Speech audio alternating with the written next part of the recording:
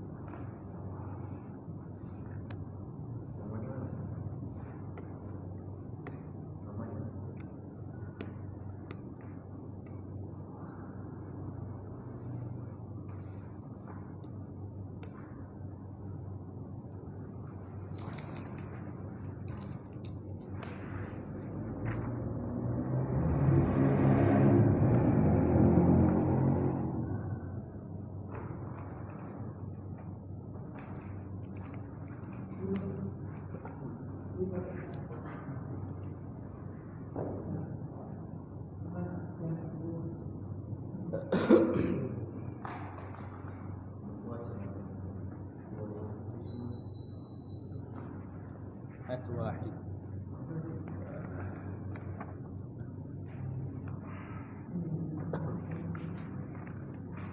بسم الله الرحمن الرحيم. الفاتحة إلى حضرة رسول الله سيدنا محمد.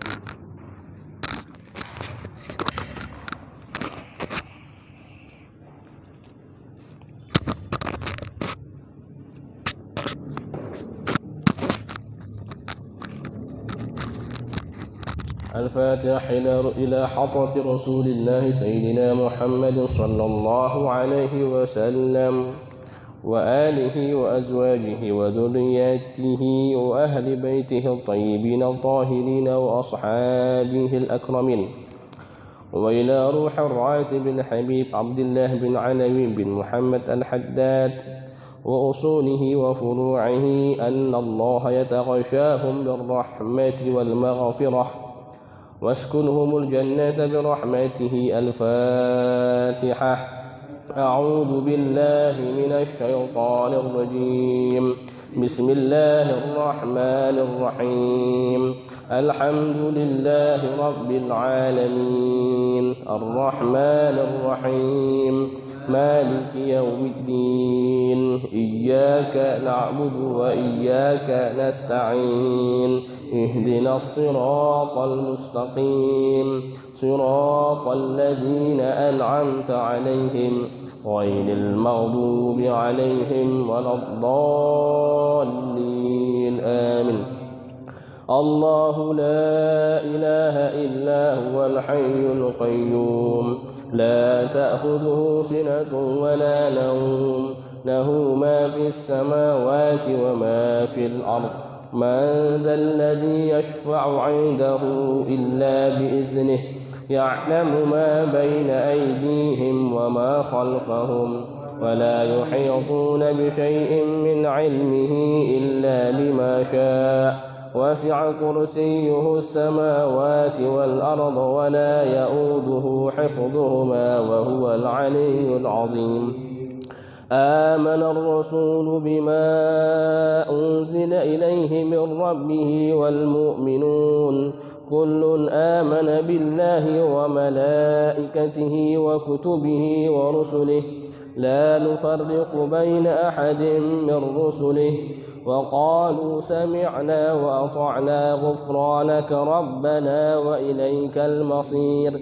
لا يكلف الله نفسا إلا وسعها لها ما كسبت وعليها ما اكتسبت. ربنا لا تؤاخذنا إن نسينا أو أخطأنا ربنا ولا تحمل علينا إصرا كما حملته على الذين من قبلنا ربنا ولا تحملنا ما لا طاقة لنا به واعف عنا واغفر لنا وارحمنا أنت مولانا فانصرنا على القوم الكافرين.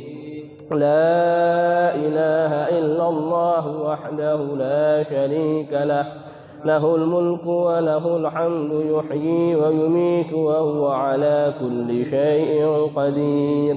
لا إله إلا الله وحده لا شريك له، له الملك وله الحمد يحيي ويميت وهو على كل شيء قدير. لا إله إلا الله وحده لا شريك له، له الملك وله الحمد يحيي ويميت وهو على كل شيء قدير. سبحان الله والحمد لله ولا إله إلا الله والله أكبر. سبحان الله والحمد لله ولا إله إلا الله والله أكبر. سبحان الله والحمد لله ولا إله إلا الله والله أكبر. سبحان الله وبحمده سبحان الله العظيم. سبحان الله وبحمده سبحان الله العظيم. سبحان الله وبحمده سبحان الله العظيم. ربنا اغفر لنا وتب علينا إنك أنت التواب الرحيم. ربنا اغفر لنا وتب علينا إنك أنت التواب الرحيم. ربنا اغفر لنا وتب علينا إنك أنت التواب الرحيم. اللهم صل على سيدنا محمد. اللهم صل عليه وسلم. اللهم صل على سيدنا محمد. اللهم صل عليه وسلم. اللهم صل على سيدنا محمد. اللهم صل عليه وسلم. أعوذ بكلمات الله التامات من شر ما خلق. أعوذ بكلمات الله التامات من شر ما خلق. أعوذ بكلمات الله التامات من شر ما خلق. بسم الله الذي لا يضر مع اسمه شيء في الأرض ولا في السماء وهو السميع العليم. بسم الله الذي لا يضر مع اسمه شيء في الأرض ولا في السماء وهو السميع العليم. بسم الله الذي لا يضر مع اسمه شيء في الأرض ولا في السماء وهو السميع العليم. رضينا بالله ربا وبالإسلام دينا وبسيدنا محمد صلى الله عليه وسلم نبيا. رضينا بالله ربا وبالإسلام دينا وبسيدنا محمد صلى الله عليه وسلم نبيا. رضينا بالله ربا وبالإسلام دينا وبسيدنا محمد صلى الله عليه وسلم نبيا. بسم الله والحمد لله والخير والشر بمشيئة الله. بسم الله والحمد لله والخير والشر بمشيئة الله. بسم الله والحمد لله والخير والشر بمشيئة الله. آمنا بالله واليوم الآخر تبنا إلى الله باطنا وظاهرا. آمنا بالله واليوم الآخر تبنا إلى الله باطنا وظاهرا. آمنا بالله واليوم الآخر تبنا إلى الله باطنا وظاهرا. يا ربنا واعف عنا وامح الذي كان منا. يا ربنا واعف عنا وامح الذي كان منا. يا ربنا واعف عنا وامح الذي كان منا. يا ذا الجلال والإكرام متنا على دين الإسلام. يا ذا الجلال والإكرام متنا على دين الإسلام. يا ذا الجلال والإكرام متنا على دين الإسلام. يا ذا الجلال والإكرام متنا على دين الإسلام. يا ذا الجلال والإكرام متنا على دين الإسلام. يا ذا الجلال والإكرام أمتنا على دين الإسلام يا ذا الجلال والإكرام أمتنا على دين الإسلام يا قوي يا متين اكف شر الظالمين يا قوي يا متين اكف شر الظالمين يا قوي يا متين اكف شر الظالمين أصلح الله أمور المسلمين صرف الله شر المؤذين أصلح الله أمور المسلمين صرف الله شر المؤذين أصلح الله أمور المسلمين صرف الله شر المؤذين يا علي يا كبير يا عليم يا قدير يا سميع يا بصير يا لطيف يا علي يا كبير يا عليم يا قدير يا سميع يا بصير يا لطيف يا خبير يا علي يا كبير يا عليم يا قدير يا سميع يا بصير يا لطيف يا خبير يا فارج الهم يا كاشف الغم يا من لعبده يغفر ويرحم يا فارج الهم يا كاشف الغم يا من لعبده يغفر ويرحم يا فارج الهم يا كاشف الغم يا من لعبده يغفر ويرحم أستغفر الله رب البرايا أستغفر الله من الخطايا أستغفر الله رب البرايا أستغفر الله من الخطايا أستغفر الله رب البرايا أستغفر الله من الخطايا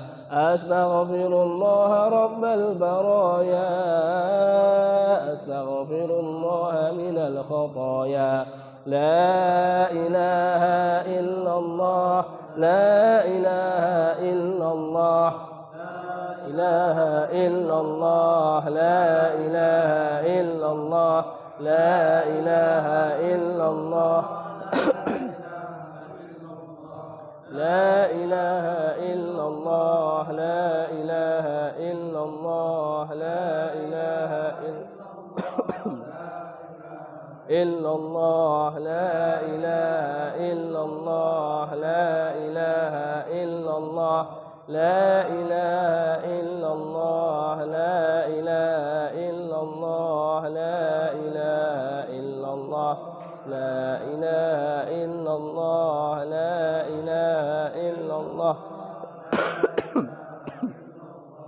لا إله إلا الله لا إله إلا الله لا إله إلا الله لا إله إلا الله إلا الله لا إله إلا الله لا إله إلا الله لا إله إلا الله لا إله إلا الله لا إله إلا الله لا إله إلا الله إلا الله لا إله إلا الله لا إله إلا الله لا إله إلا الله لا إله إلا الله لا إله إلا الله لا إله إلا الله لا إله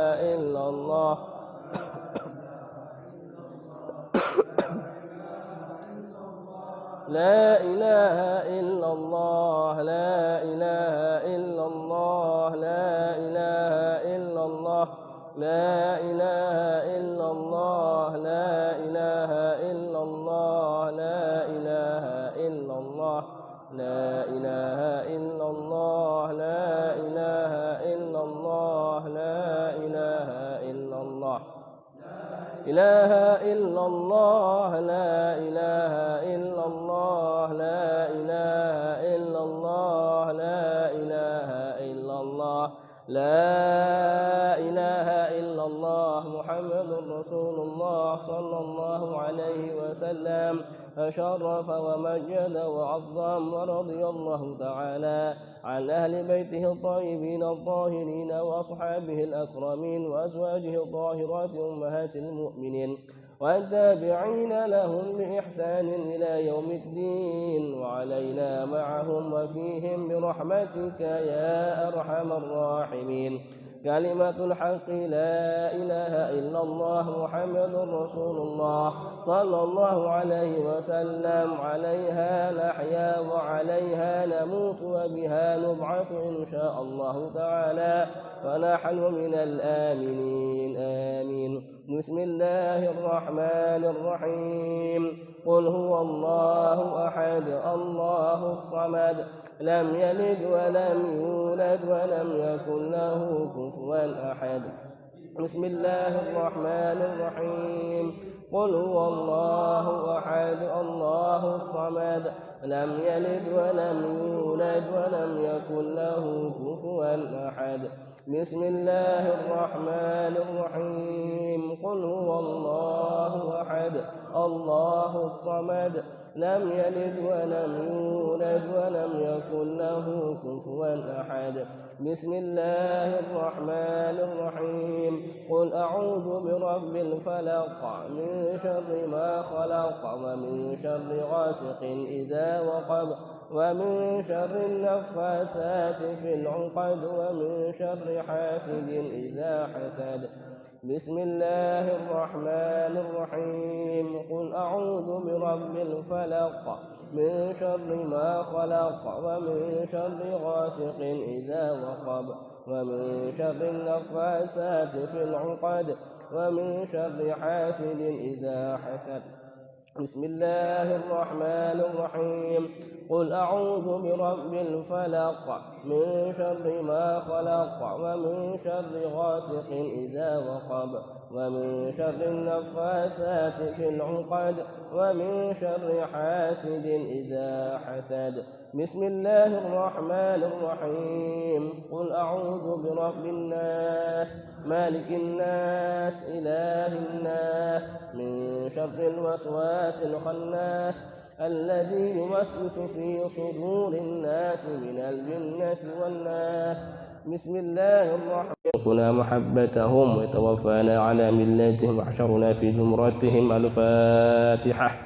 بسم الله الرحمن الرحيم. الحمد لله رب العالمين الرحمن الرحيم مالك يوم الدين. إياك نعبد وإياك نستعين. اهدنا الصراط المستقيم صراط الذين أنعمت عليهم غير المغضوب عليهم ولا الضالين. آمين. الفاتحة إلى روح سيدنا البقيه المقدم محمد بن علي باعلوي وأصوله وفروعه وذوي الحقوق عليهم أجمعين أن الله يغفر لهم ويرحمهم ويعلي درجاتهم في الجنة. انفعنا بأسرارهم وأنوارهم وعلومهم ونفحاتهم في الدين والدنيا والآخرة. بسم الله الرحمن الرحيم. الحمد لله رب العالمين الرحمن الرحيم مالك يوم الدين. إياك نعبد وإياك نستعين. اهدنا الصراط المستقيم صراط الذين أنعمت عليهم غير المغضوب عليهم ولا الضالين. آمين. ثم الفاتحة إلى روح سيدنا الحبيب صاحب الراتب قطب الإرشاد عبد الله بن علي بن الحداد وأصوله وفروعه وذوي الحقوق عليهم أجمعين أن الله يغفر لهم ويرحمهم ويعلي درجاتهم في الجنة وينفعنا بأسرارهم وأنوارهم وعلومهم ونفحاتهم في الدين والدنيا والآخرة. بسم الله الرحمن الرحيم. الحمد لله رب العالمين الرحمن الرحيم مالك يوم الدين. إياك نعبد وإياك نستعين.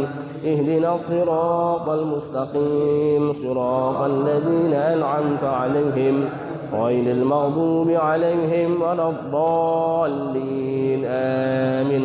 ثم الفاتحة إلى أرواح الأولياء والصالحين والأئمة الراشدين، ثم إلى أرواح والدينا ومشايخنا ومعلمينا وذوي الحقوق علينا أجمعين، ثم إلى أرواح أموات هذه البلدة من المسلمين والمسلمات والمؤمنين والمؤمنات، أن الله يغفر لهم ويرحمهم ويعلي درجاتهم في الجنة، وينفعنا بأسرارهم وأنوارهم وعلومهم ونفحاتهم في الدين والدنيا والآخرة. بسم الله الرحمن الرحيم. الحمد لله رب العالمين، الرحمن الرحيم، مالك يوم الدين، إياك نعبد وإياك نستعين، اهدنا الصراط المستقيم، صراط الذين أنعمت عليهم غير المغضوب عليهم ولا الضالين، آمين. ثم بنية القبول والوصول وحصول تمام كل سول ومأمول وصلاح شأن ظاهرا وباطنا في الدين والدنيا والآخرة، دافعة لكل شر جالبة لكل خير لنا ولوالدينا ولأولادنا ولأحبابنا ومشايخنا في الدين مع اللطف والعافية، وعلى نية أن الله ينور قلوبنا وقوالبنا مع الهدى والتقى والعفاف والموت على دين الإسلام بلا محنة ولا امتحان، بجاه سيد ولد عدنان، ولكل نية صالحة وزيادة ومحبة في شرف الحبيب محمد صلى الله عليه وسلم وعلى آله وصحبه وسلم. الفاتحة. بسم الله الرحمن الرحيم. الحمد لله رب العالمين، الرحمن الرحيم، مالك يوم الدين، إياك نعبد وإياك نستعين، اهدنا الصراط المستقيم، صراط الذين أنعمت عليهم غير المغضوب عليهم ولا الضالين، آمين. نعوذ بالله من الشيطان الرجيم. بسم الله الرحمن الرحيم. الحمد لله رب العالمين، حمدا يوافي نعمه ويكافئ مزيده. يا ربنا لك الحمد كما ينبغي لجلال وجهك الكريم وعلى عظيم سلطانك. سبحانك ربنا لا نحصي ثناء عليك، أنت كما أثنيت على نفسك، فلك الحمد حتى ترضى، ولك الحمد إذا رضيت، ولك الحمد بعد الرضا.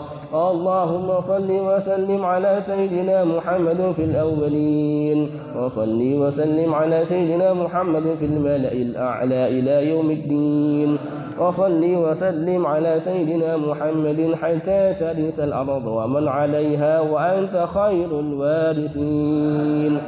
اللهم إنا نستحفظك ونستودعك أدياننا وأبداننا وأنفسنا وأهلنا وأولادنا وأموالنا وكل شيء أعطيتنا. اللهم اجعلنا وإياهم في كنفك وأمانك وعيادك من كل شيطان مريد وجبار عنيد وذي بغي وذي حسد ومن شر كل ذي شر، إنك على كل شيء قدير. اللهم اجعلنا وإياهم بالعافية والسلامة، وحققنا وإياهم بالتقوى والاستقامة وعدم موجبات الندامة في الحال والمال، إنك سميع الدعاء. اللهم اغفر لنا ولوالدينا ولأولادنا ولمشايخنا في الدين ولمعلمينا وأصحابنا ومن أحبنا فيك، ولجميع المسلمين والمسلمات والمؤمنين والمؤمنات. وصل اللهم بجميلك وجلالك على سيدنا محمد وعلى آله وصحبه أجمعين. اللهم ارزقنا كمال المتابعة له ظاهرا وباطنا يا أرحم الراحمين. بفضل سبحان ربك رب العزة عما يصفون، وسلام على المرسلين، والحمد لله رب العالمين. اللهم إنا نسألك رضاك والجنة، ونعوذ بك من سخطك والنار. اللهم إنا نسألك رضاك والجنة، ونعوذ بك من سخطك والنار. اللهم إنا نسألك ونعوذ بك من سخطك والنار. يا عالم السر منا لا تهتك ستر عنا، وعافنا واعف عنا وكن لنا حيث كنا. يا عالم السر منا لا تهتك الستر عنا، وعافنا واعف عنا وكن لنا حيث كنا. يا عالم السر منا لا تهتك الستر عنا، وعافنا واعف عنا وكن لنا حيث كنا. يا الله بها يا الله بها يا الله بحسن الخاتمة يا الله بحسن الخاتمة. يا الله بها يا الله بها يا الله بحسن الخاتمة. يا لطيفا لم يزل ألطف بنا فيما نزل، إنك لطيف لم تزل ألطف بنا والمسلمين. يا لطيفا لم يزل ألطف بنا فيما نزل، إنك لطيف لم تزل ألطف بنا والمسلمين. يا لطيفا لم يزل ألطف بنا فيما نزل، إنك لطيف لم تزل ألطف بنا والمسلمين. الفاتحة. بسم الله الرحمن الرحيم. الحمد لله رب العالمين الرحمن الرحيم مالك يوم الدين إياك نعبد وإياك نستعين اهدنا الصراط المستقيم صراط الذين أنعمت عليهم غير المغضوب عليهم.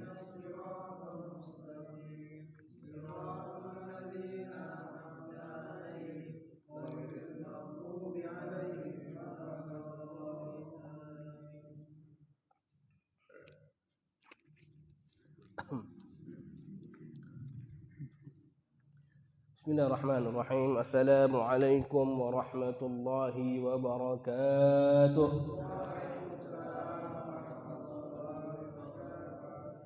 الحمد لله والصلاة والسلام على رسول الله وعلى آله وصحبه ومن والاه ومن اتبع نهجه إلى يوم القيامة. رب اشرح لي صدري ويسر لي أمري واحلل عقدة من لساني يفقه قولي. اللهم أكرمنا بنور العلم وزينا بالحلم وأخرجنا من ظلمات الجهل والوهم. اللهم نوينا تعلم والتعليم والتذكر والتذكير والنفع والانتفاع والإفادة والاستفادة والحث على تمسك بكتاب الله وسنة رسوله والدعاء إلى الهدى والدلالة على الخير ابتغاء وجه الله ومرضاته وقربه وثوابه سبحانه وتعالى يا أرحم الراحمين. Bapak-bapak, orang tua kami hadirin yang dirahmati Allah Ta'ala. Alhamdulillah kita kembali berjumpa pada malam yang mulia ini. Tak kurang sedikit pun kita diberi Allah nikmat dan karunia, maka sewajibnya kita bersyukur, terus bersyukur kepada Allah Ta'ala. Dan juga kita hadiahkan salawat dan salam kepada baginda Rasul sallallahu alaihi wasallam. Semoga dengan kecintaan ini kita dapat berkumpul nanti masuk surga di belakangnya baginda Rasulullah sallallahu alaihi wasallam, karena Nabi bersabda, anta ma'a man ahbabta, engkau bersama orang yang engkau cintai. Semoga dengan cinta kita kepada baginda Rasul nanti kita bersama baginda Rasulullah sallallahu alaihi wasallam. Kemudian hadirin jamaah yang dirahmati Allah Ta'ala, insyaallah pada mulai malam ini kita akan mengkaji dua kitab. Ya Bang Sebul, dua kitab sekaligus diseling-selingi supaya tak apa kata Bang Sebul semalam, tak tegang kali kita mengkaji fikih. Jadi sebelum kita kaji fikih nanti dalam kitab Taqrir wa Sadidah, maka kita baca sedikit tentang kitab tasawuf dalam kitab Fawaidul Mukhtarah. Ini kitab tak perlu lagi saya jelaskan ini kitab siapa, pengarang siapa, karena sudah lumrah sekali di Indonesia, di Medan ini banyak ustadz-ustadz mengaji kitab Al-Fawaidul Mukhtarah. Pengarangnya masih hidup, alhamdulillah. Beliau berasal dari Pasuruan atau Bangil ya.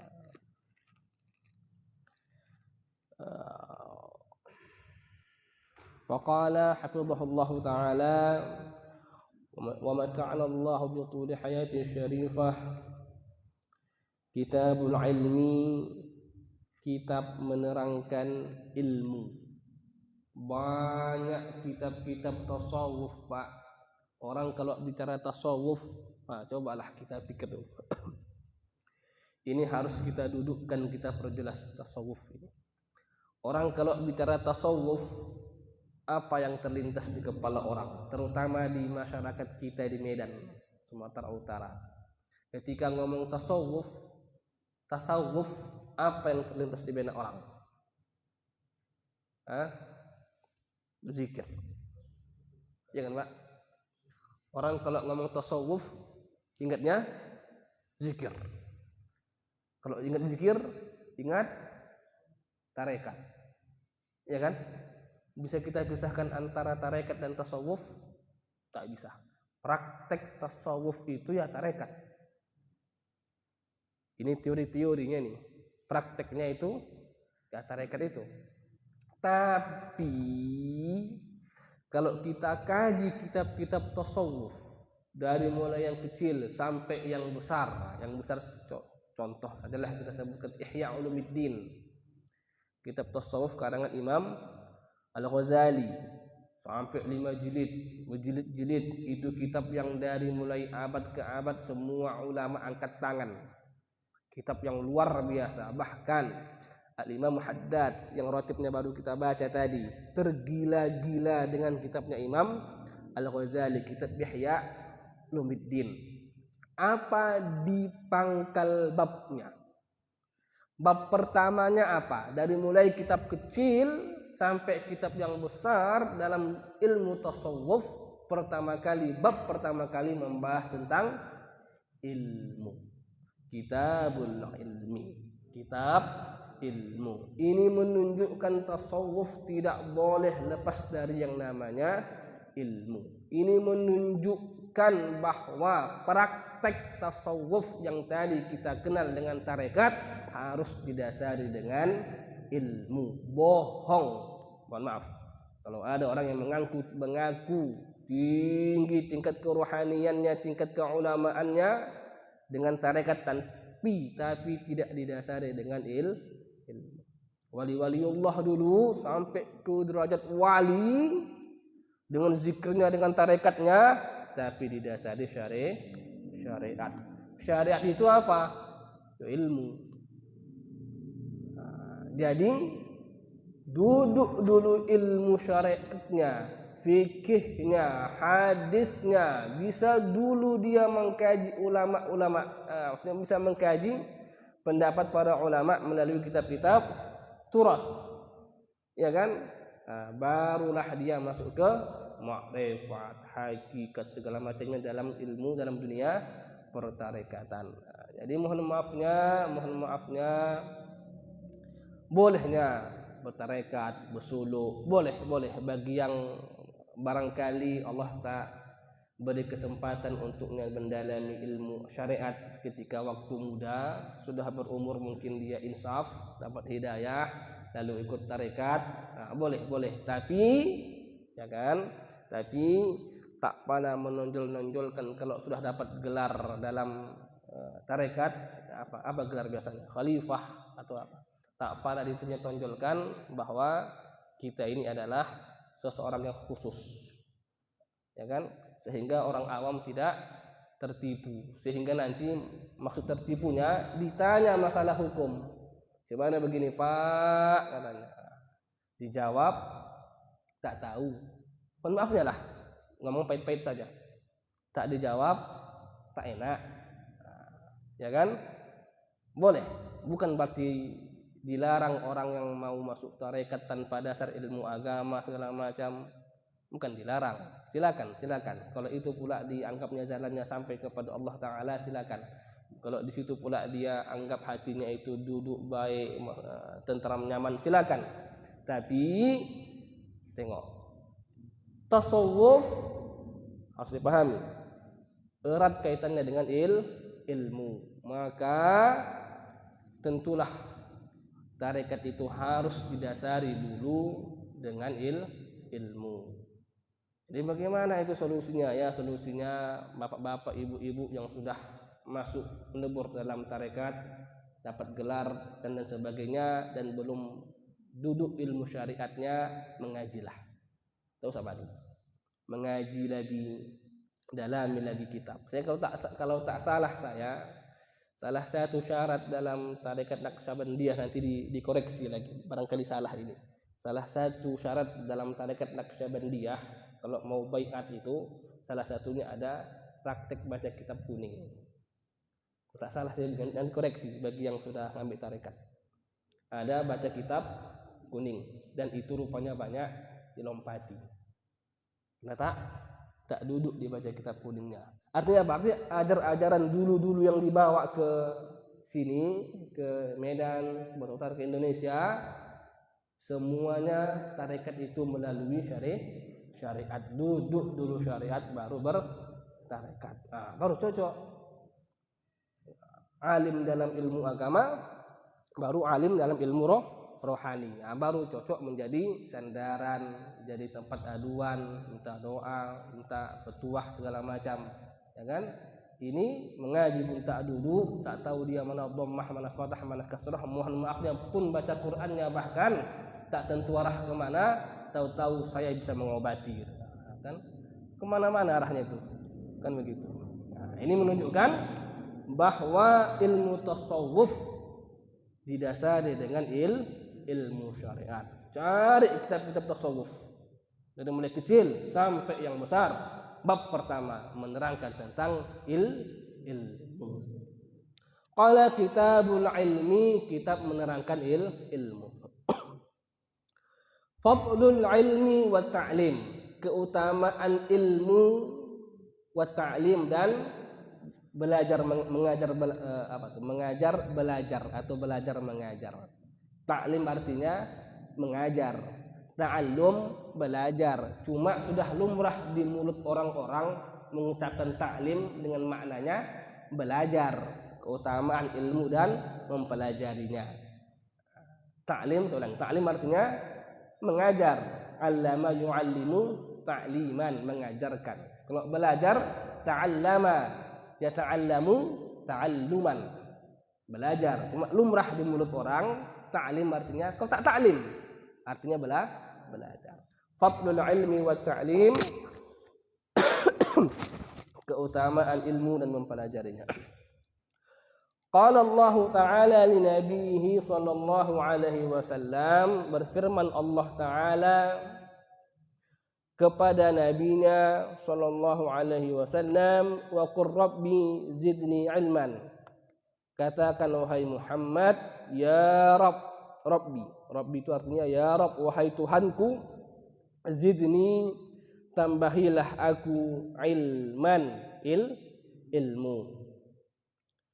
Allah menyuruh Nabi, qul, katakan wahai Muhammad, itu artinya perintah. Allah memerintahkan Nabi untuk berdoa. Apa doa Nabi?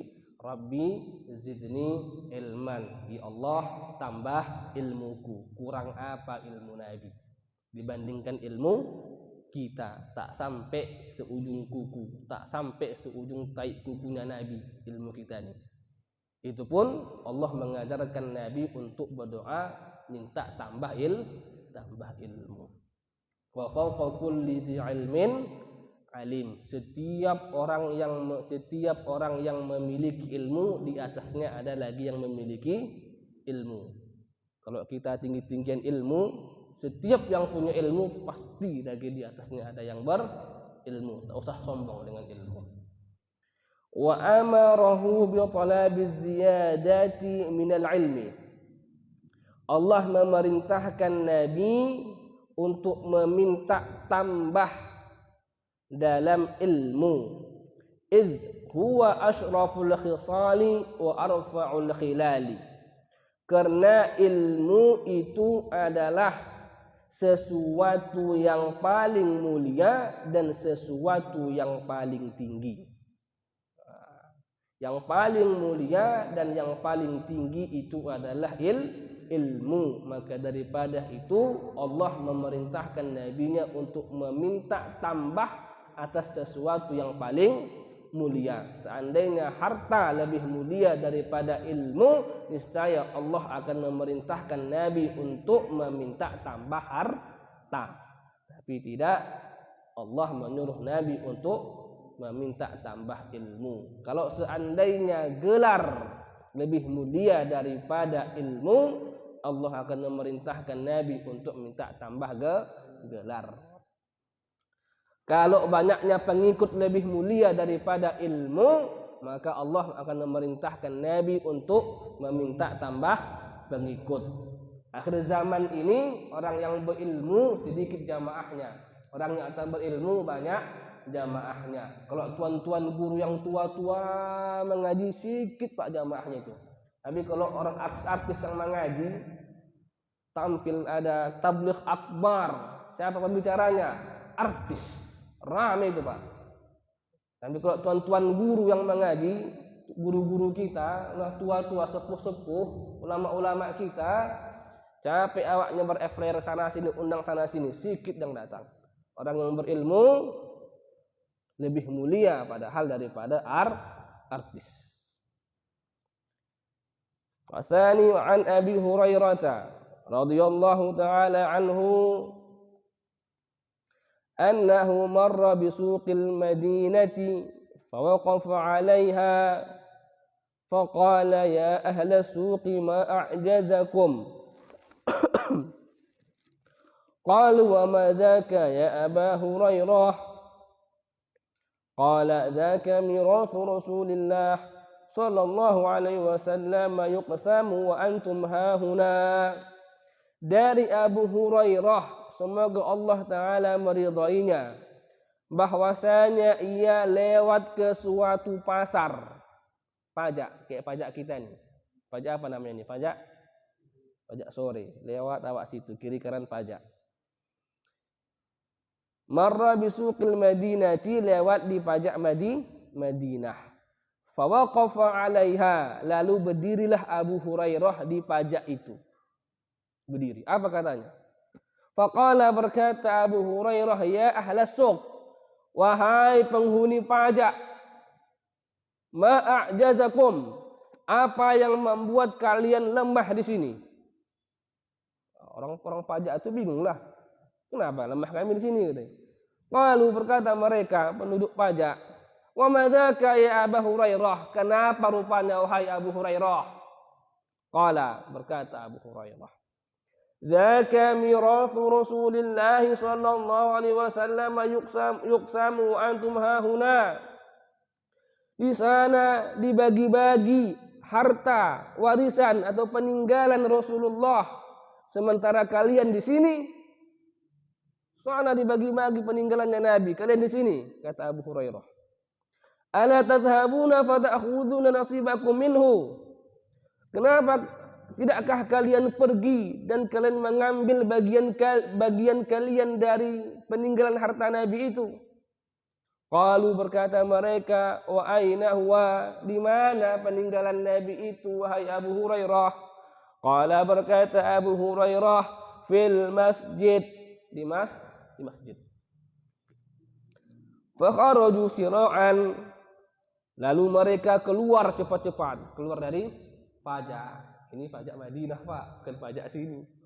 Kalau pajak sini dibilang begitu gimana? Dilempar nyawa pak. Fa kharaju sira'an, lalu keluarlah mereka cepat-cepat. Wa waqafa Abu Hurairah lahum hatta raja'u, dan berdirilah Abu Hurairah untuk mereka sehingga mereka kembali. Nah, keluar orang tu, Abu Hurairah berdiri, sampai mereka kembali. Faqala lahum ma lakum. Berkata Abu Hurairah kepada mereka, ma lakum, kenapa kalian kembali? Kenapa kalian kembali? Faqalu, berkata mereka, ya Abu Hurairah, wahai Abu Hurairah, qad atainal masjid. Kami sudah datang ke masjid.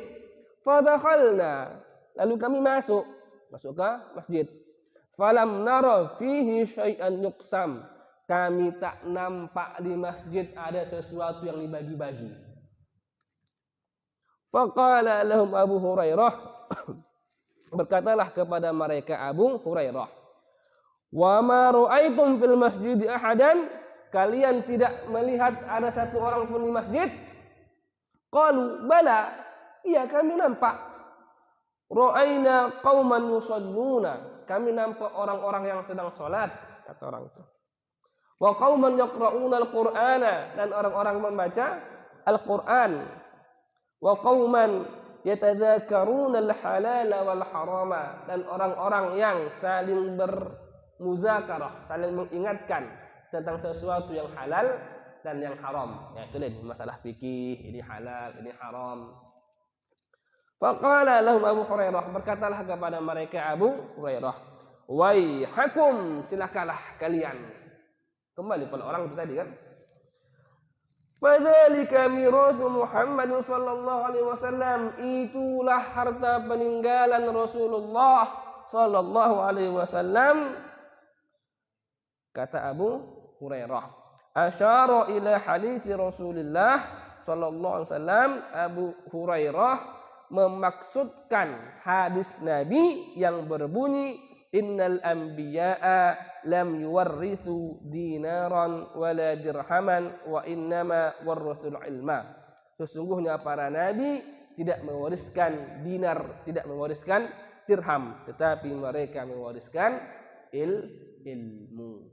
Jadi dibagi-bagi ilmu di masjid, sibuk orang di pasar tidak mengambil bagian mereka.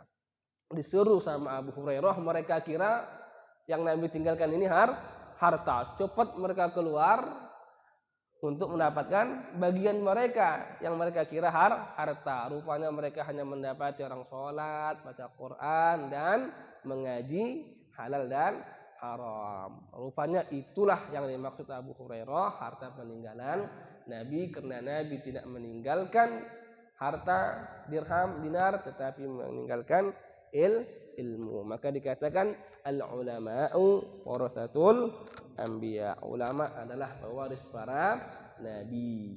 Karena ulama yang mendapatkan ilmu daripada nabi. Di sini pula kita tahu bahwa sebagaimana yang Nabi sabdakan, sesungguhnya sebaik-baik tempat adalah masjid dan seburuk-buruk tempat adalah pasar. Pasar banyak orang ghibah, namimah, cakap sana, cakap sini, barangkali juga ada jual beli yang tidak pantas, timbangan yang dikurangi, segala macam ada di pasar.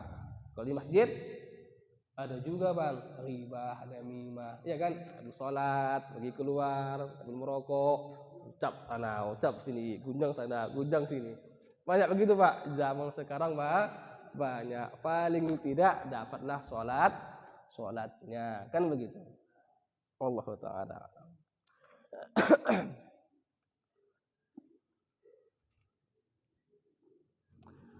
Wathalithu an Rasulillah sallallahu alaihi wasallam qal, dari Rasulullah sallallahu alaihi wasallam bersabda, innakum asbahtum fi zamanin kathirin fuqaha'uhu qalilin khutaba'uhu qalilin sa'iluhu kathirin mu'tuhu al-'amalu fihi khairun minal 'ilmi wa sayati 'alan nas.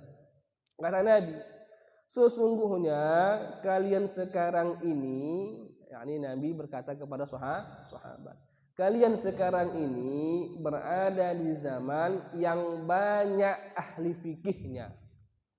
Yakni banyak orang yang tahu mana halal, mana haram. Qalilin khutaba'ahu, sedikit ahli ceramahnya. Dulu banyak ahli fikih, sedikit ahli ceramah, khutbah. Artinya banyak ahli fikih yang menyendiri, yang master tertutup, tapi setiap tempat sudut dijumpai ulama, ahli-ahli fikih. Bahkan tak bisa dibedakan mana yang ulama, mana yang awam masa itu, saking banyaknya ahli fikih. Qalilin sa'iluhu, sedikit yang minta-minta zaman Nabi. Katsirin mu'tuhu, banyak yang membagi. Artinya memang masa itu masa yang sebaik-baik masa. Al-amalu fihi khairun minal ilmi. Beramal pada waktu itu lebih baik daripada ilmu. Saking banyaknya ilmu, maka beramal lebih baik. Saking banyaknya orang yang dijumpai bisa memiliki ilmu, maka beramal lebih baik zaman itu.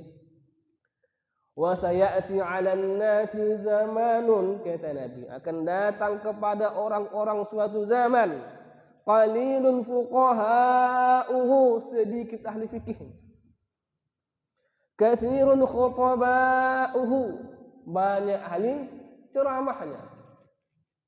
Sekarang jadi itu Pak, banyak yang pandai ceramah, asal lulus SPDI tuh keluar jadi khatib, ceramah sana. Bahkan lebih banyak Pak jadwal dia pada jadwal yang ahli fikih.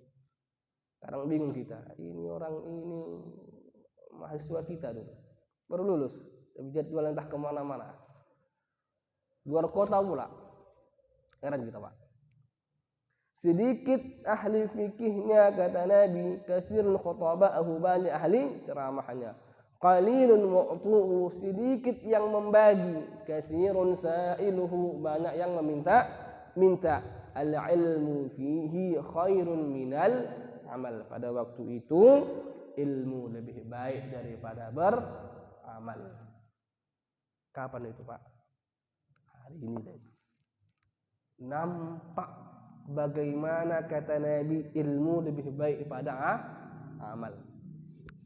Kok bisa nampak ilmu lebih baik pada amal? Pada zaman ini banyak orang yang beramal, tapi dijumpai dari dia tak berilmu. Mohon maaf lah.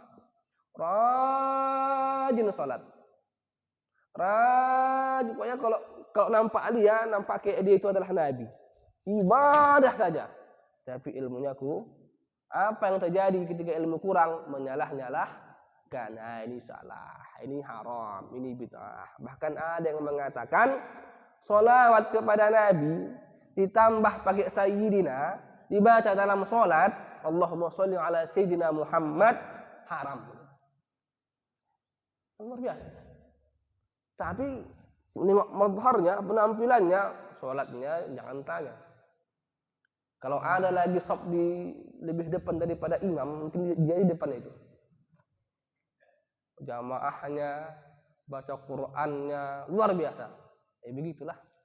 Kata Nabi, nanti akan ada di akhir zaman satu kaum baca Qur'annya tak melewati kerongkongannya, sampai sini saja. La yujawizu hanajirahum, tak sampai ke hatinya.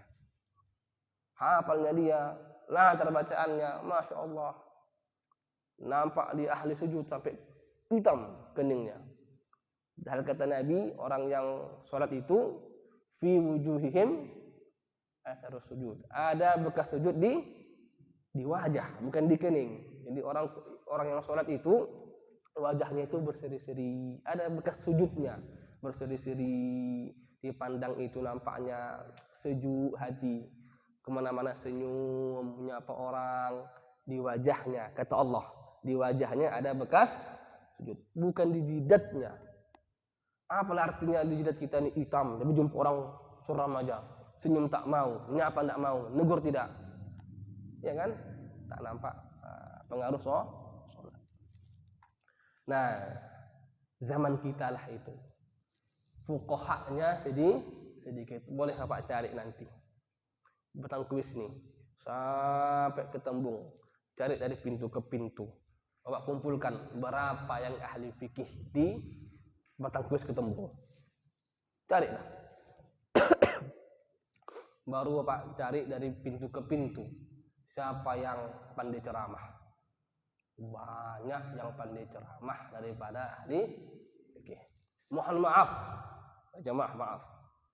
Cari ustadz-ustadz kita di Kota Medan, Sumatera Utara nih, kumpulkan persentase berapa yang pandai baca kitab kuning, berapa yang tak pandai baca kitab kuning. Kumpulkan, luar biasa. Zaman inilah kata Nabi, banyak khutbah, sedikit fuqaha, sedikit mengkasih, banyak meminta. Ilmu lebih baik daripada beramal. Maka kalau kita ada pada zaman itu anak-anak muda yang masih segar, yang masih punya waktu, masih bertenaga, yang otaknya masih encer kalau berpikir, maka jangan lalaikan waktu daripada menuntut ilmu. Karena pada hari ini sebaik-baik amal adalah menuntut ilmu. Dulu sebaik-baik amal adalah berjihad. Kenapa? Karena masa ekspansi Islam berdakwah sana ke sini, sahabat masa Khalifah Rasyidin. Sekarang Islam sudah menyebar kemana-mana, ya kan? Tapi ilmu sekarang kurang. Sebaik-baik jihad, sebaik-baik amal sekarang adalah belajar untuk ilmu. Alhamdulillah di Medan nih Pak, masih banyak ini tuan-tuan guru kita buka-buka majelis, kajian yang kalau saya mendata, yang saya kenal masih banyaklah yang bisa dipegang ilmunya, yang kebuka rumahnya untuk belajar kitab kuning, nahwu sharaf masih ada dan masih banyak. Alhamdulillah. Jangan disia-siakan kesempatan itu. Si muda belajar.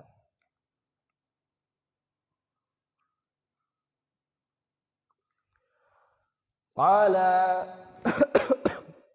Rabi' al-Imam Hasan al-Basri rahimahullahu ta'ala, berkata Imam Hasan al-Basri, semoga Allah ta'ala merahmatinya, "Lau kana lil ilmi suratun," seandainya ilmu memiliki bentuk, "la kanat suratuhu ahsana min surati syamsi wal qamari wan nujumi was sama." Niscaya bentuk ilmu lebih indah daripada bentuk matahari, daripada bentuk rembulan, daripada bentuk bintang-bintang dan bentuk langit. Lebih indah ilmu itu Pak, kalau berbentuk. Kenapa dibilang matahari indah, bulan indah, segala macamnya? Kenapa? Tahu orang Arab kalau bersyair orang tuh, mereka mengumpamakan apa? Keindahan mereka umpamakan seperti bulan purnama, seperti bintang Suraya, seperti ini. Yang mereka umpamakan keindahan itu adalah bintang, bulan. Nah, maka ungkapan ini merujuk ke sana. Walaupun sejatinya kalau kita teropong bulan itu lebih indah bumi daripada bulan, tapi tak lumrah bulan ini, bumi ini menjadi kiasan keindahan di zaman orang-orang Arab dulu buat syair. Orang itu mengenal keindahan itu ada pada bulan, sehingga mereka mengkiaskan bulan. Qala'al badru alaina, telah muncul, telah datang badru, bulan purnama kepada kita. Mereka mengumpamakan keindahan Nabi terhadap suatu keindahan yang mereka lihat paling indah pada waktu itu. Apa itu? Bulan purnama. Kalau dikaji nanti secara ilmu hakikatnya, bumi jauh lebih indah daripada bulan. Senterlah bumi itu biru menggelegak begitu. Kalau bulan paling cuma batu-batuan putih gitu aja. Nah, cuma tak lumrah bumi dijadikan kiasan atau kinayah keindahan. Makanya kalau seandainya ilmu itu berbentuk, maka dia bentuknya indah dari sesuatu yang kita anggap indah. Wallahu ta'ala a'lam bishawab. Masuklah kita kepada kaji fikih. Wa qala rahimahullahu ta'ala wa nafa'ana bihi wa bi'ulumihi fid dharain ila an qala. Kita pada kaji lalu sudah membahas tentang apa kaji lalu kira-kira? Wadah. Kenapa kita membahas wadah? Karena wadah itu merupakan wasilatul wasilah. Perantaranya perantara untuk apa? untuk bersuci. Saya ulangi lagi biar nampak, biar masuk pembahasan itu. Kita pokok bahasan besar kita adalah bersuci. Ya, pokok bahasan kita bersuci. Maka untuk menuju bersuci ini ada perantaranya. Perantaranya apa? Air. Sudah kita bahas air suci, mensucikan segala macamnya. Kan? Untuk mengetahui air ini boleh dipakai bersuci, nah, maka ada wadah. Tak mungkin ada air tanpa ada wadah, kan begitu. Maka wadah ini juga harus dikaji hukumnya. Maka disebut perantara untuk bersuci. Bersuci perantaranya air. Perantara untuk perantaranya bersuci adalah wadah. Karena tak mungkin ada air tanpa ada wadah. Bisa air mengapung di udara kita ambil duduk begini. Mesti ada wadah. Maka hukum wadah ini pun harus dikaji. Satu. Ada lagi yang kedua, namanya wasilatul wasilah. Perantaranya perantara yaitu ijtihad. Adanya air, ada perantara air yaitu wadah. Sudah kita pastikan wadah ini. Kita pastikan wadah ini halal, tak terbuat dari emas ataupun perak. Air ada, halal, maksudnya wadahnya ada, halal. Sekarang kita mau menggunakan air. Air ini kita sudah tahu, air itu ada macam-macamnya, ada yang suci mensucikan. Cuma kita ingin memastikan apakah ini suci mensucikan atau tidak. Disebut dengan ijtihad. Kita berijtihad, air ini adalah suci mensucikan. Setelah tahu kita apa itu air yang suci mensucikan, apa itu air yang suci tak mensucikan, apa itu air najis, butuhlah kita praktek untuk mengetahui air itu, maka disebut perantara yaitu adalah ijtihad. Biar tahu kita kemana arah ijtihad ini. Bukan ijtihad maksudnya ijtihad dalam hukum mengambil hukum dari Quran dan Sunnah, bukan ke situ arahnya, tapi untuk mengetahui air mana yang suci di antara air-air, mana yang tidak suci di antara air. Karena tidak mungkin kita sampai kepada perantara untuk bersuci kecuali kita melalui proses ijtihad, proses menyaring mana air yang suci di antara air-air yang ada, mana yang tidak suci. Baru boleh dipakai untuk bersuci. Qala rahimahullahu ta'ala babul ijtihad, bab menerangkan ijtihad. Al-ijtihadu badlul majhudi fi tahsilil maqsudi, mengorbankan upaya untuk menghasilkan suatu maksud atau suatu tujuan. Itu definisi ijtihad, mengorbankan upaya untuk menghasilkan suatu tujuan. Nah, itu makna istilah. Makna bahasanya ijtihad berasal dari kata juhdu, maknanya adalah kemampuan tokoh. Kemampuan atau kekuatan atau upaya. Itu makna ijtihad secara bahasa. Maka diambil dari makna bahasa itu, yaitu kemampuan atau upaya atau kekuatan, diambil dari situ makna istilah, yaitu mengorbankan upaya dalam menghasilkan maksud. Nah, itulah ijtihad. Mengorbankan apa upaya yang ada pada kita nih? Berpikir upaya, ya kan? Mengorbankan atau menginfakkan harta upaya, membaca upaya, kemampuan, mengorbankan daya upaya kemampuan kita untuk menghasilkan suatu maksud tujuan, itulah disebut dengan ijtihad. Makan itu ya ijtihad. Apa maksud makan? Kenyang. Maka berupaya mengambil nasi, memasukkan dikepal-kepal dengan tangan, dimasukkan ke mulut, dikunyah-kunyah, itu juga namanya ijtihad. Untuk menghasilkan maksud, apa maksudnya? Kenyang. Itu namanya ijtihad. Baik. Misaluhu, contohnya, yakni contoh ijtihad dalam bab yang kita bahas ini, ayyashtabiha alaihi ma'ani, mirip atasnya dua air. Mirip atasnya dua air. Ahaduhuma tahirun, salah satu dari keduanya suci. Wal akharu mutanajjisun, satu lagi mutanajjis. Sinilah butuh tadi ijtihad perantara. Karena tanpa ijtihad ini tak bisa kita bersuci.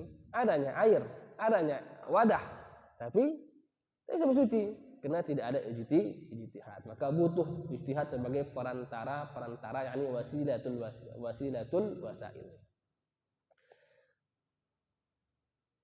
Mirip baginya dua air, salah satunya suci, salah satu mutanajis. Atau mirip baginya dua baju, salah satu baju suci, satu lagi baju mutanajis. Mana yang mau dipakai sholat? Suci atau mutanajis? Nah, ini mustabah. Ini mirip baginya, maka perlu ijtihad. Au inaani, atau dua wadah. Mirip baginya dua wadah, satu terbuat dari emas, satu terbuat dari bukan emas. Mana yang mesti dia gunakan? Au makanani, atau dua tempat. Mirip baginya dua tempat, tempat yang suci, satu lagi tempat yang mutanajis. Fajtahidu fi ma'rifatit tahiri minhuma, maka dia berijtihad untuk mengetahui mana yang suci dari kedua hal tersebut.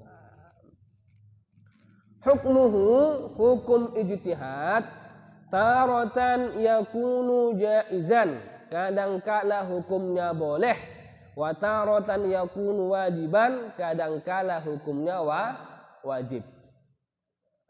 Jadi ada dua hukumnya, ada yang boleh, ada yang wajib.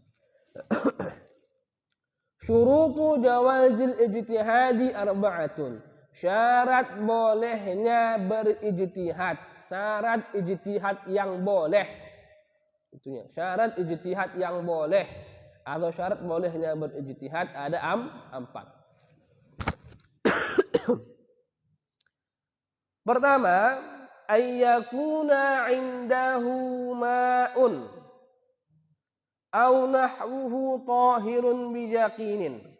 Hendaklah di dekatnya terdapat air atau semacamnya yang suci dengan yakin.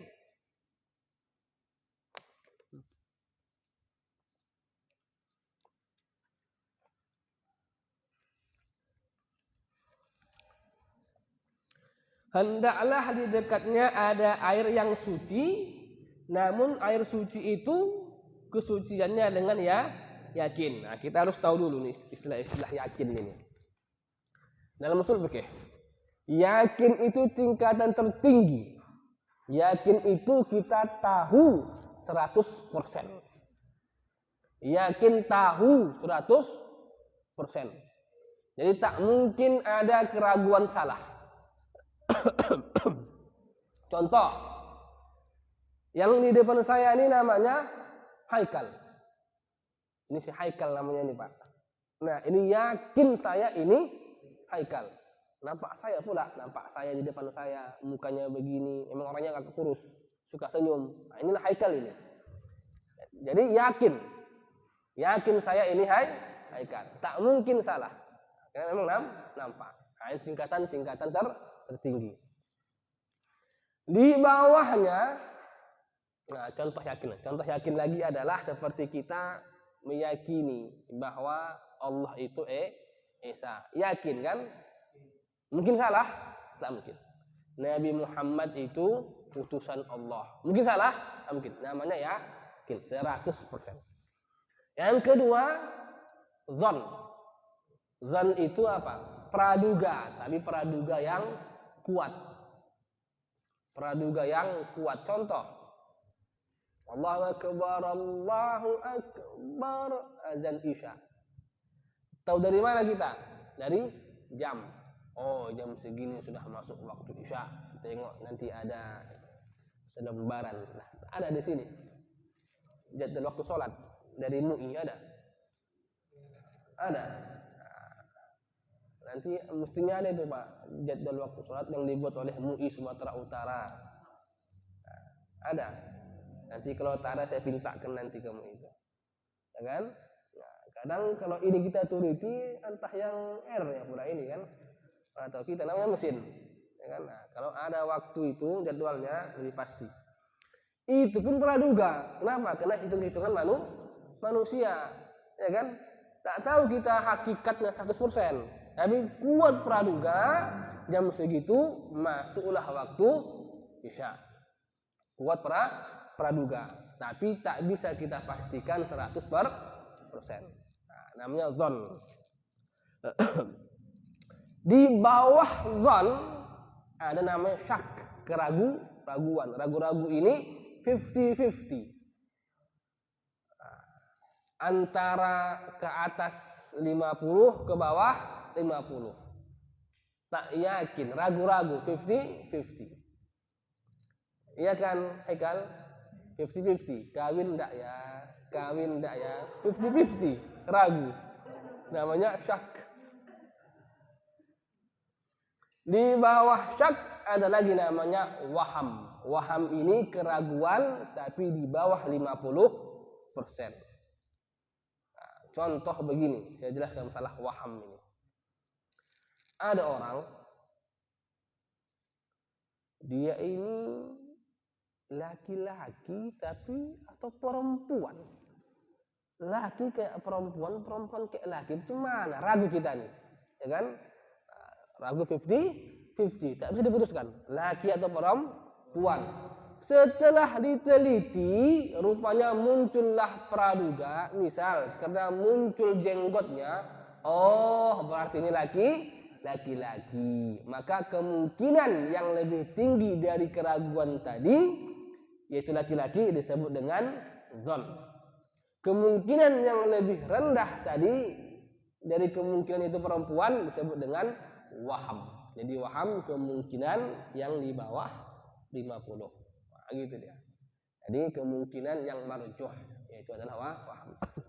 Nah, di sini ayyakuna indahu ma'un aw nahwuhu tahirun biyaqin. Hendaklah di dekatnya ada air atau semacam air yang suci dengan yakin. Maknanya 100%.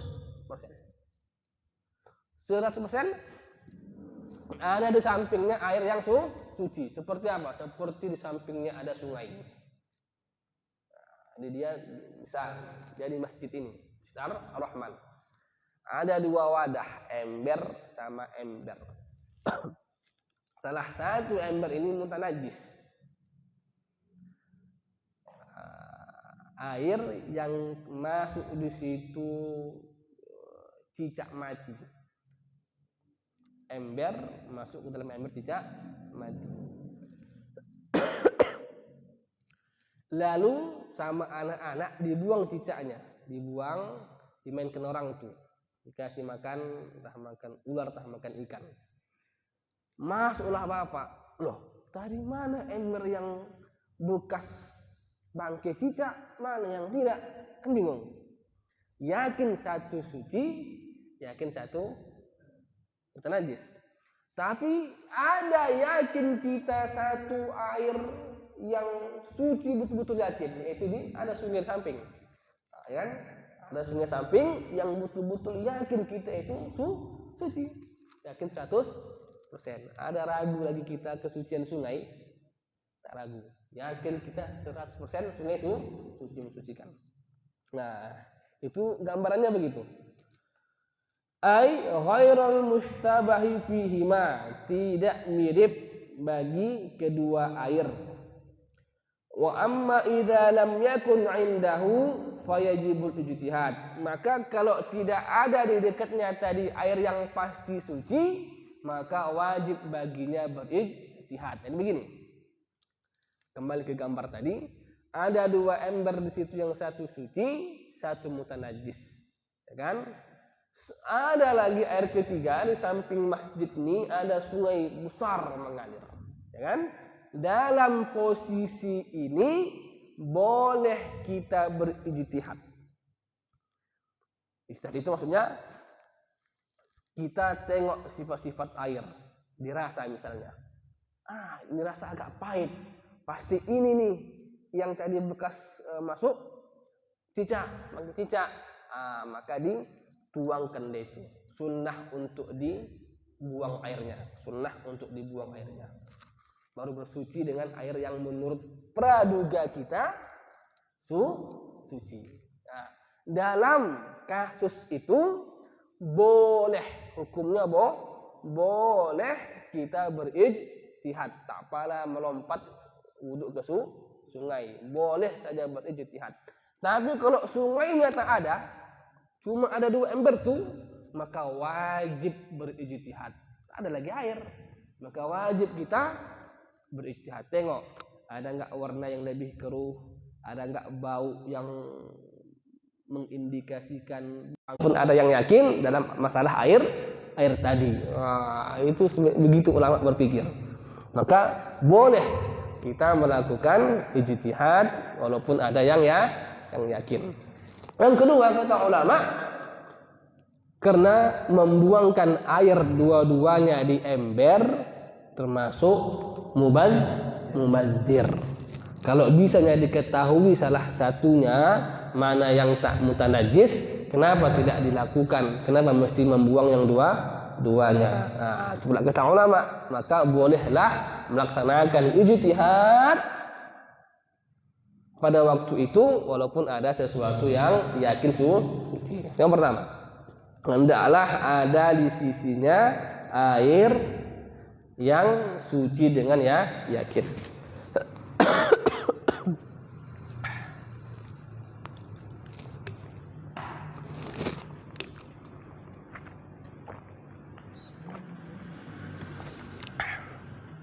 Kedua, ta'addudul mushtabahi fih, berbilangnya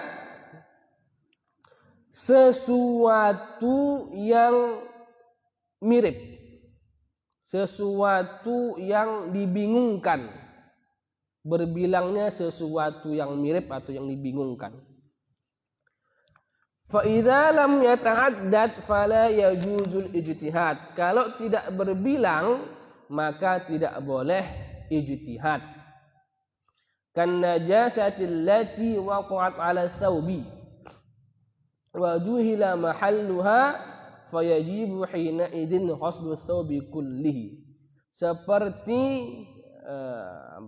Seperti najis yang jatuh kepada baju dan tidak diketahui di mana tempatnya, maka wajib pada kasus ini membasuh baju seluruhnya. Syarat yang kedua, harus berbilang tadi sesuatu yang dibingungkan.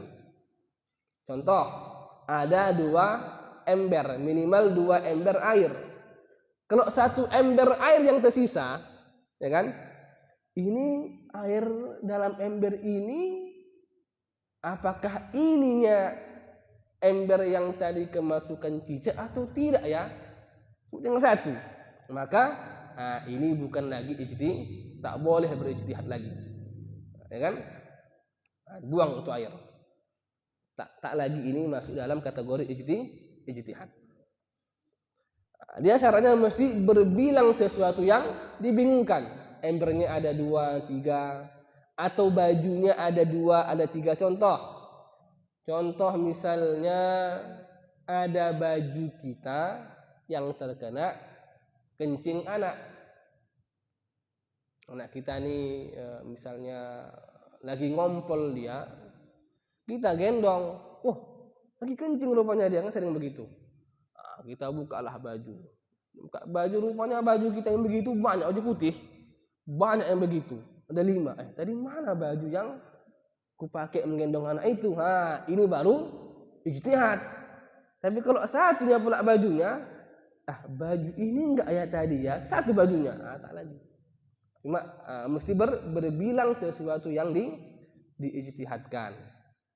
Kalau misalnya satu bajunya terkena najis, misalnya kena kencing cicak misalnya, ya kan? Cuma ada tak cicak yang basah misalnya kan. Cuma dia bingung, loh tadi bagian yang mana kena najisnya gitu ya. Bagian yang mana kena najis. Nah, ini juga tidak masuk kategori bolehnya ijtihad. Kenapa? Karena satu bajunya. Nah, maka wajib membasuh semua baju. Tak lagi berijtihad dia, aku basuh ajalah yang ininya itu. Tak boleh. Kena satu benda yang terkena najisnya. Nah, maka wajib membasuh baju seluruhnya. Nah, maka harus berbilang tadi jumlah benda yang mau dia ijtihadkan. Salis yang ketiga, ayyakuna lil alamati fihi majal. Haruslah sesuatu yang bisa ditandai atau sesuatu yang memiliki tanda. Ay yumkinu ma'rifatu tahiri minal mutanajjisi au ma'rifatul ladzi yahullu minal ladzi yahrumu bi'alamatin. Yakni mungkin mengetahui mana yang suci dari mana yang najis, atau mungkin mengetahui mana yang halal dari yang haram dengan tanda. Jadi sesuatu itu punya tanda. Jadi kalau tak ada tanda, sesuatu itu tak dimasuki oleh tanda, memang tak bisa untuk dimasuki oleh tanda, tak bertanda, maka tak lagi masuk kategori ijtihad. Contoh, fa idza lam yumkin fala yajuzul ijtihad. Kalau tak mungkin dimasuki oleh tanda, maka tak boleh berijtihad. Contohnya ka'anishtabahat mahramuhu bi ajnabiyatin mahsuratin. Seperti mirip baginya mahramnya dengan perempuan-perempuan yang bukan mahramnya tapi terbatas. Mahram seperti apa? Seperti adik kandung. Dia bingung, yang mana adik kandungku di antara perempuan terbatas. Perempuan terbatas itu maksudnya yang bisa dihitung oleh mata. Anggaplah 10. Kalau sudah 1000 dia berarti dihitung pakai kalkulator lagi itu. Mata kita tak bisa menghitungnya. 1, 2. Jadi 10 misalnya. Atau 20. Kan bisa tuh dihitung mata. 20. Di antara 20 orang ini, dia ada di situ satu mahram dia, adik kandung.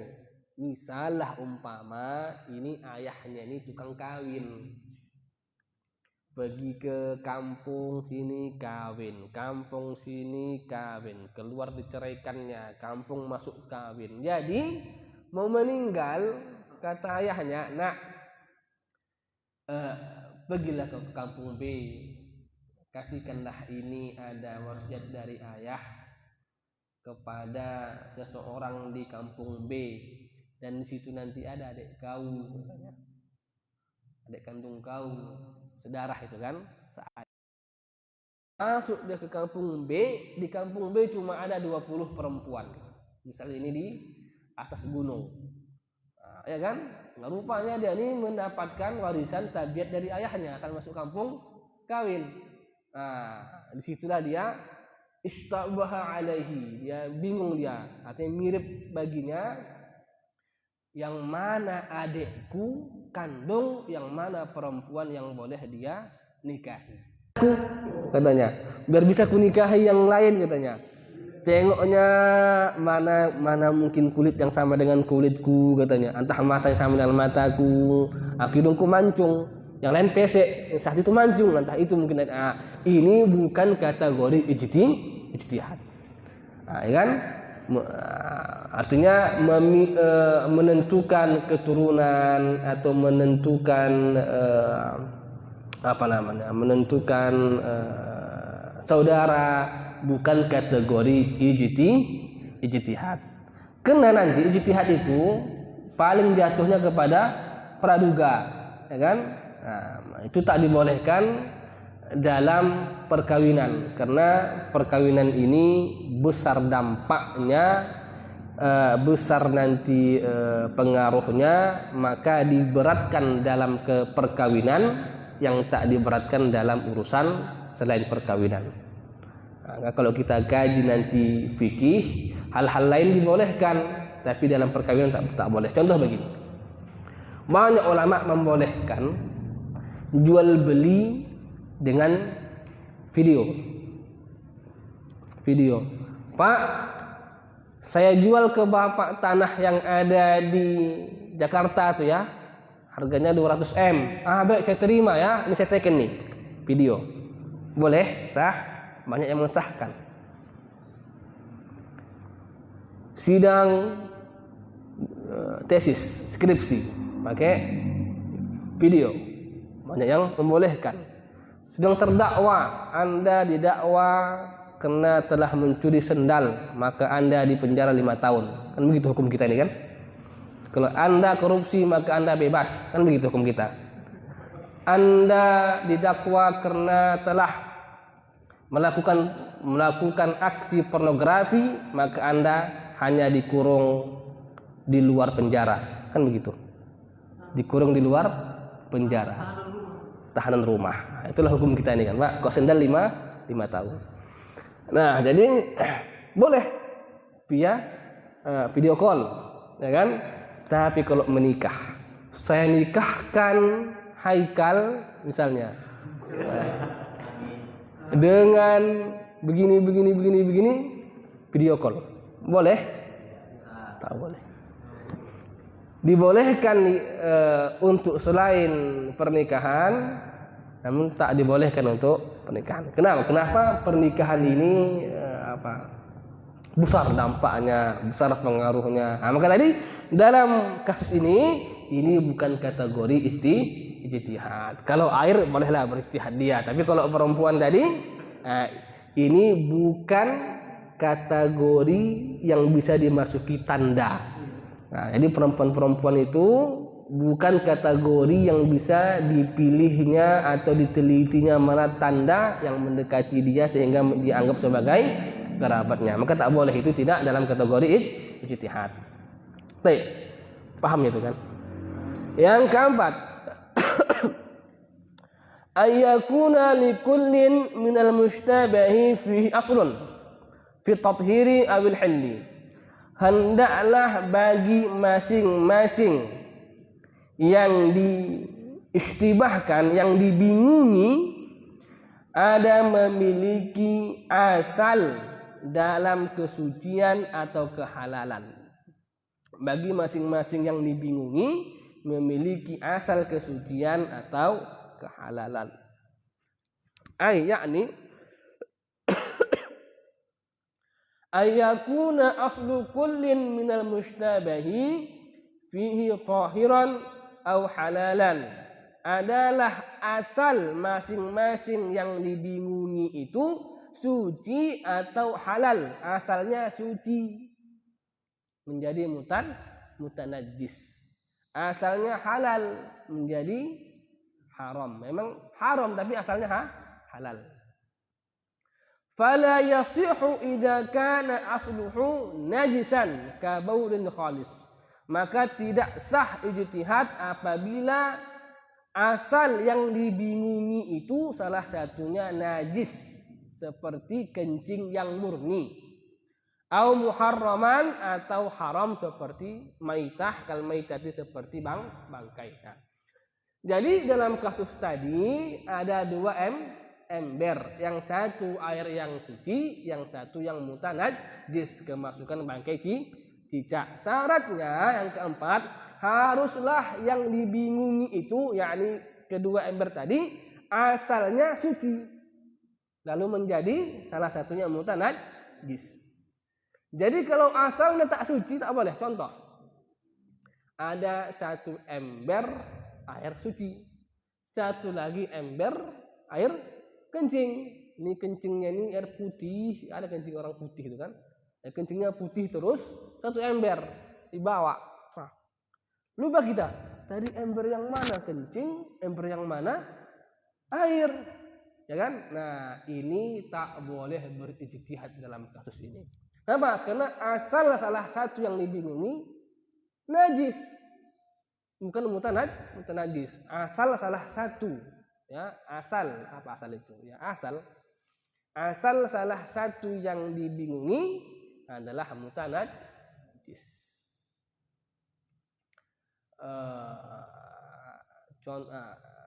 Contoh lagi begini, ada 2 ember, satu ember yang suci, satu lagi ember dari air bunga mawar atau air kelapa hijau, kan? Anggaplah air kelapa ini bening misalnya, atau air apa aja yang dia suci tapi tidak mensucikan.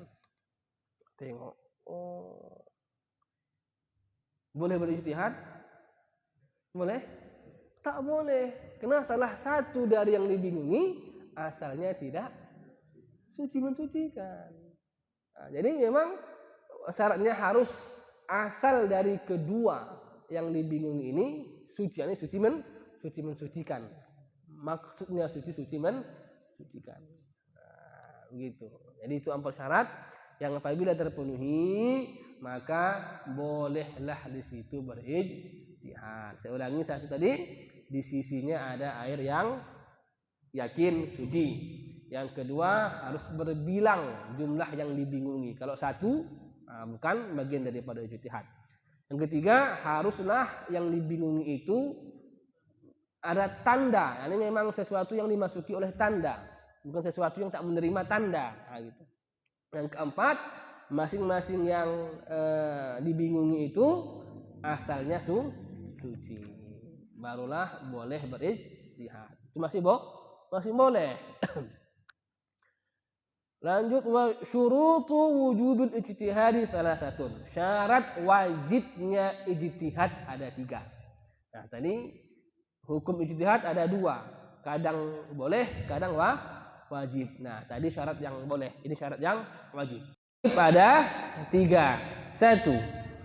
Alla yakuna indahu tahirun biyakin. Tidak ada di sisinya sesuatu yang suci dengan yakin. Nah, seperti yang saya gambarkan tadi, tak ada air sungai di samping masjid kita nih. Hanya ada 2 ember, satu suci, satu najis. Nah, maka tak ada cara lain, wajib dia berijtihad. Yang kedua, tsani alla yablughal ma'u bil khalti qullataini wala taghayyura. Tidak sampai air bila digabungkan 2 kullah dan tidak berubah. Yakni kalau masih bisanya air itu kalau digabungkan sampai 2 kullah atau lebih, maka kata ulama boleh berijtihad, boleh dia menggabungkan. Contohnya ada 2 ember, satu yang mutanajis, satu yang suci. Kalau digabungkan ini masing-masing kurang dari 2 kullah. Kalau digabungkan lebih dari 2 kullah, nah digabungkan aja, kan selesai. Tak pernah capek-capek berijtihad, mending digabungkan, ya kan? Nah, kalau tak sampai digabungkan 2 kullah, kalau digabungkannya maka airnya menjadi mutanajis semuanya, kan gitu. Kalau tak sampai digabungkannya 2 kullah atau lebih, maka wajib dia berijtihad. Kalau sampai 2 kullah, dia boleh milih berijtihad atau menggabungkan. Kenapa tak wajib menggabungkan? Sementara menggabungkan pasti suci, kan begitu. Nah, sama kayak tadi kasusnya. Kenapa tak wajib dia langsung ke sungai? Boleh berijtihad. Nah, kata ulama, boleh kita beramal dengan yang zon, walaupun ada yang ya yakin. Boleh kita sholat di luar Masjidil Haram karena menghadap kiblatnya tentu nanti zon praduga, walaupun mampu kita untuk sholat di depan Ka'bah yang menghadap kiblatnya ya yakin. Ini boleh beramal dengan zon walaupun mampu meraih yang ya yakin. Baik. Yang ketiga, yudhiqal waktu. Hendaklah waktu sempit. Jadi ada dua air, waktu sempit. Bukan sempit maksudnya masuk waktu, sempit keluar waktu. Sudah jam 3:55. Sekarang kan asar jam berapa? Jam 4 Pak ya? 4 lebih Pak ya? 4:02. Nah, sekarang sudah jam 3:55. Kan sebentar lagi tuh. Cuma ada 2 ember di belakang masjid kita nih. Satu mutanajis, satu suci. Kalau cari lagi nanti ke rumah balik lagi, adanya air yakin suci, tapi sudah keluar waktu. Maka pada saat itu wajib dia berijtihad. Berijtihadlah mana air yang dia anggap suci, dia berwudu, lalu dia sholat. Baik. Masailu fil ijtihad, masalah-masalah dalam ijtihad. Qala idza ishtabaha 'alaihi ma'un tahirun bima'i wardin fala yajuzul ijtihadu. Kalau dia bingung air suci dengan air bunga mawar, yakni air yang suci tapi tidak mensucikan, maka tidak boleh dia berijtihad. Lalu kalau tak boleh berijtihad bagaimana? Apakah dibuangnya dua-dua? Fayatawaddau min kullin minhuma, maka dia berwudu masing-masing dari kedua ember itu. 2 kali dia wudunya. Berwudu dia dari ember pertama, wudu dari ember kedua. Kenapa? Karena biar pasti. Kalau dibuang dua-dua kan mubazir, tak boleh kita buang air yang bagus. Maka berwudu dua-dua. Yang pertama misal, itulah misalnya air yang suci mensucikan, sah wudunya. Air yang kedua, dia kan tak najis, maka dia wudunya aja biasa. Atau air yang pertama, air yang bunga mawar, yang tak suci mensucikan, ya tak masalah, tak sah wudunya. Air yang kedua, ember yang kedua, sah wudunya. Maka wudu dia dari masing-masing keduanya. Fayasihul wudu'u bi ahadihima, maka sah wudunya dengan salah satu keduanya, karena salah satu keduanya pasti suci. Wa yughtafaru adamul jazmi bin niyah, maka dimaafkan dengan ketiadaan jazam dalam niat. Nah, ini nanti kita bahas dalam bab wudu. Jazam dalam niat itu bab penting, nanti kita bahas dalam bab wudu. Wudu ini harus jazam niatnya, tak boleh ragu. Sengaja aku berwudu fardulillahi ta'ala, tapi ragu kita ini suci enggak ya airnya ini, kan tak jazam jadinya, tak yakin jadi kita berwudu, ya kan? Nah, dalam kasus ini dimaafkan ketiadaan jazam dalam hati ketika wudu, ke dalam niat ketika niat berwudu. Contoh yang tak jazam, kita ini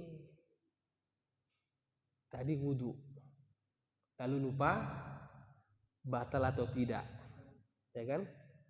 Niat aku wudu lillahi ta'ala, tapi ragu, tak jazam wudunya. Kenapa? Tadi saya suci enggak ya? Suci enggak ya? Kan tak jazam dalam niat kita tuh. Nanti lebih lanjut kita bahas dalam bab niat dalam wudu. Jadi dimaafkan ketiadaan jazam dalam niat ketika berwudu. Karena memang begitu pula aturannya, wudu dari salah satu keduanya, maka ketiadaan jazam niatnya dalam berwudu dimaafkan dalam kasus ini. Kedua, idza ishtabaha alaihi ma'un tahirun bi baulin fala yajuzul ijtihad fayuriquhuma aw yakhlituhuma thumma yatayammamu wa innama yaf'alu dhalika li'anna tayammuma la yasihu ma'a wujudil ma' wa la naqulu yatawadda'u min kullin minhuma li'anna fihi tadammuhan bin najasati wa huwa haram. Yang kedua, apabila bingung dia antara air yang suci dengan kencing.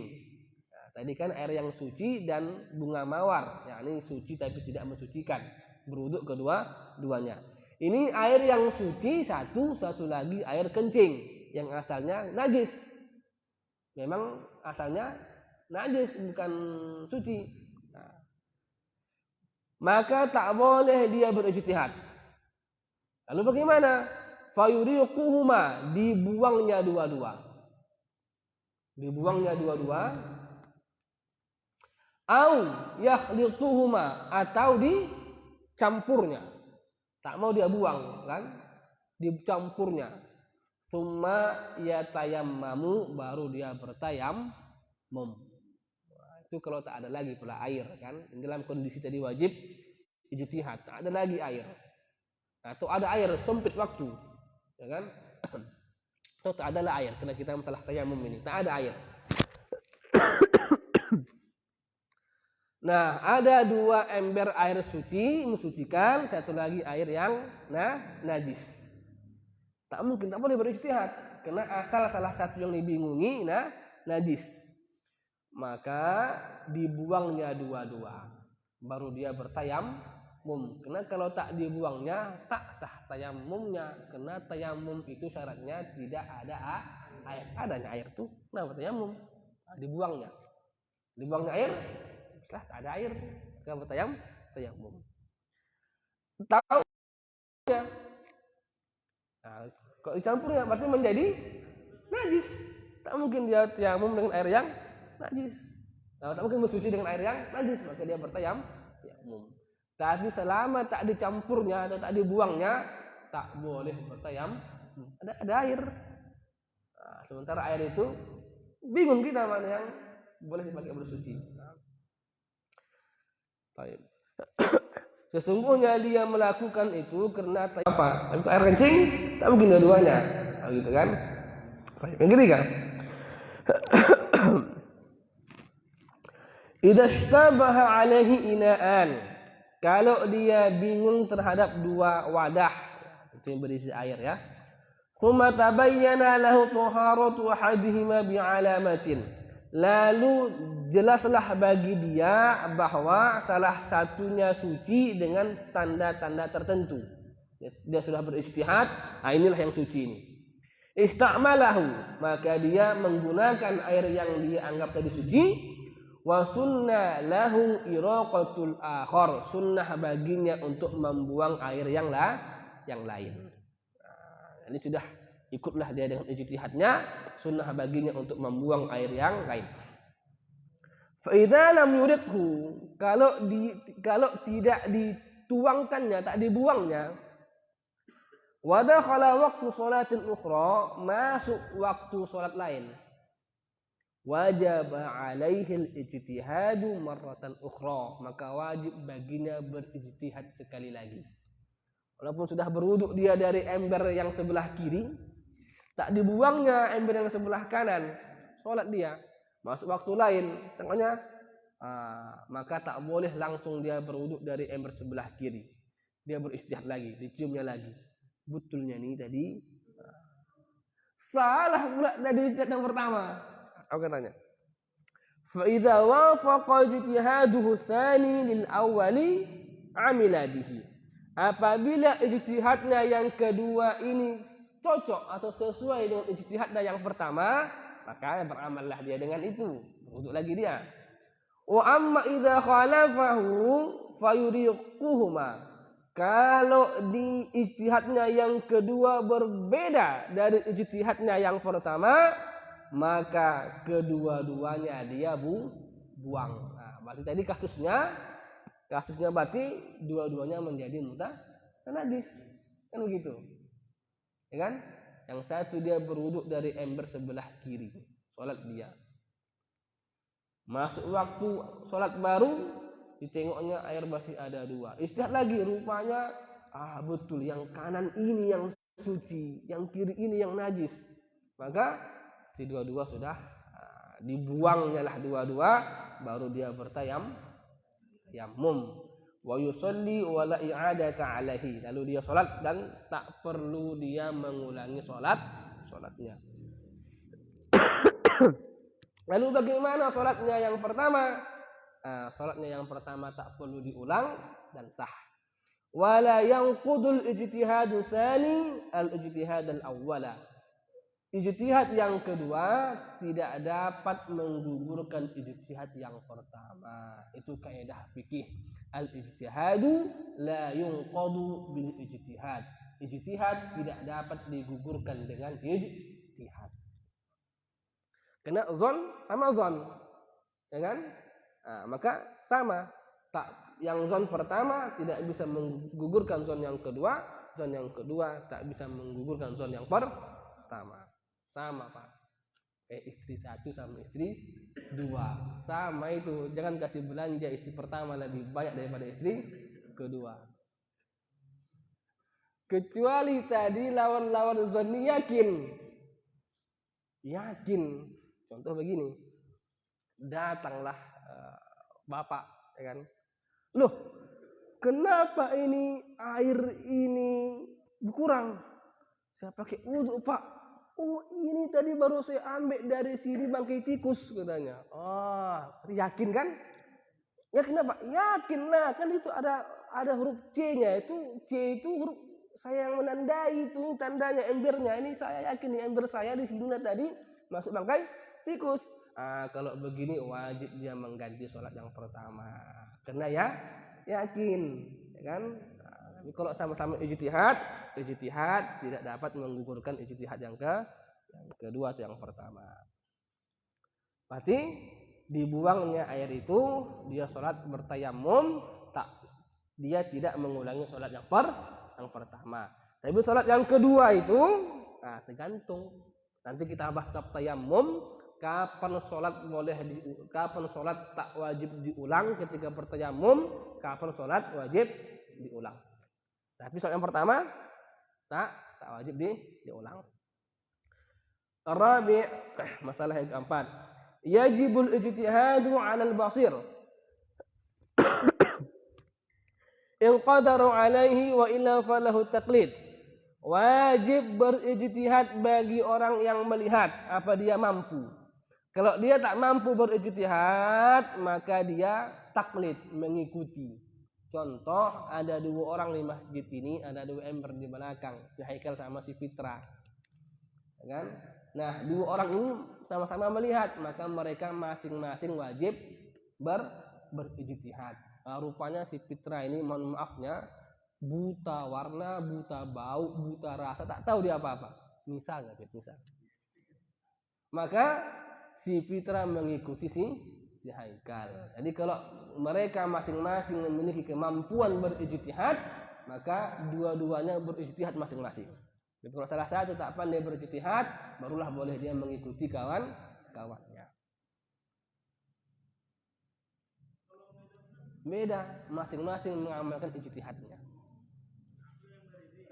Aku yang berini, ya silakanlah. Itu ijtihad, ya kan?